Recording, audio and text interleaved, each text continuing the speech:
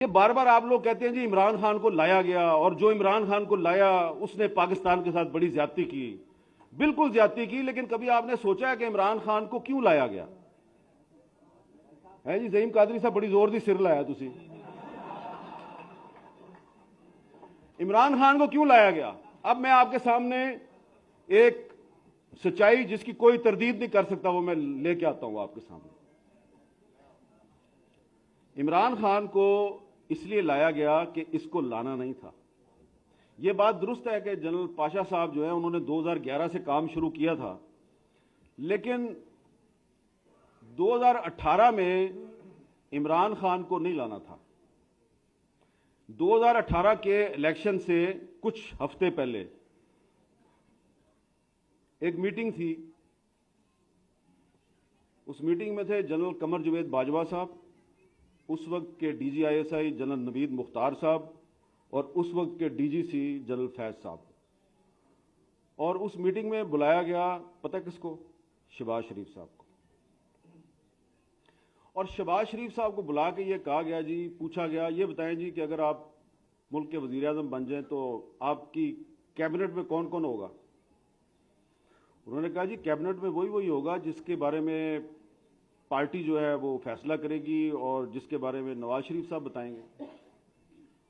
انہوں نے کہا اچھا آپ کا جو وزیر خزانہ اور وزیر خارجہ وہ کون ہوگا؟ انہوں نے کہا جی پارٹی فیصلہ کرے گی اور نواز شریف صاحب بتائیں گے. انہوں نے کہا اچھا یہ بتائیں کہ اگر ہم آپ کو یہ کہیں کہ آپ نے ہر کام نواز شریف سے پوچھ کے نہیں کرنا تو یہ کیسا رہے گا؟ تو انہوں نے بڑے طریقے سے کہا جی کہ دیکھیں میں تو میری بڑی ایک اوپن پوزیشن ہے, میں تو اسٹیبلشمنٹ سے لڑائی کا حامی نہیں ہوں اور یہ میں کچھ چھپا کے تو بات کرتا نہیں, لیکن دیکھیں میری پارٹی کے لیڈر نواز شریف صاحب ہیں تو آخری فیصلہ تو وہی کریں گے اور پارٹی کرے گی. آپ مجھ سے یہ توقع نہ کریں کہ میں نواز شریف صاحب جو ہے ان کے خلاف جاؤں گا. جناب وہ بڑی لمبی میٹنگ تھی اور میٹنگ کا اختتام جو ہے وہ یہ ہوا کہ شہباز شریف صاحب نے ان کو کہہ دیا جی کہ اگر آپ یہ سمجھتے ہیں کہ آپ مجھے وزیر اعظم بنائیں گے اور وزیر اعظم بننے کے لیے میں اپنے بھائی کا ساتھ چھوڑ دوں گا تو یہ میں آپ کے ساتھ جھوٹ نہیں بولوں گا, میں نے ایسا نہیں کرنا. تو سعد رفیق صاحب میں نے آپ کو 3 نام بتا دیے, قمر جاوید باجوہ صاحب, نوید مختار صاحب, جنرل فیض صاحب. اب یہ 3 تو پتہ نہیں آپ کو ملیں گے نہیں ملیں گے, آپ ان سے پوچھیں گے نہیں پوچھیں گے. شہباز شریف صاحب تو آپ کو روز ہی ملتے ہیں نا, انہوں کو پوچھ لینا. تو آپ جو بار بار ہر تقریر میں یہ کہتے ہیں کہ عمران خان کو جو لے کے آئے وہ بڑے غلط لوگ تھے, اور بالکل غلط کیا انہوں نے, لیکن عمران خان کو پاکستان پہ مسلط کرنے کے ذمہ دار شہباز شریف صاحب بھی ہیں. اگر وہ انکار نہ کرتے تو وہ 2018 میں ہی وزیر اعظم بن جاتے, لیکن انہوں نے اس دور میں اورنگزیب عالمگیر اور دارا شکوہ کی جو کہانی ہے کہ بھائی کو بھائی سے لڑانے کی جو کہانی ہے اس کو رپیٹ کرنا مناسب نہیں سمجھا, بھائی کی پیٹھ میں خنجر گھونپنا مناسب نہیں سمجھا. لہذا ان کے اس عمل کی وجہ سے باجوہ صاحب مجبور ہوئے کہ عمران خان کو مسلط کیا جائے, اور پھر انہوں نے مسلط کیا, اور پھر انہوں نے گن کر شہباز شریف صاحب سے بھی اور آپ سے بھی انہوں نے بدلے لیے, اور تھوڑے سے بدلے انہوں نے خواجہ آصف صاحب سے بھی لیے. تو اس لیے تھوڑا سا آخر میں یہی کہوں گا کہ جمہوریت سے مایوس نہ ہو. آپ نے کہا کہ آپ جمہوریت سے مایوس ہیں, سردار یاز صادق صاحب نے بھی کہا میں جمہوریت سے کافی مایوس ہوں. آپ جمہوریت سے مایوس نہ ہوں اس لیے کہ جمہوریت تو آئی نہیں, پہلے آپ جمہوریت پارٹی میں لائیں, پھر جمہوریت اسمبلی میں آئے گی, پھر مایوس ہو.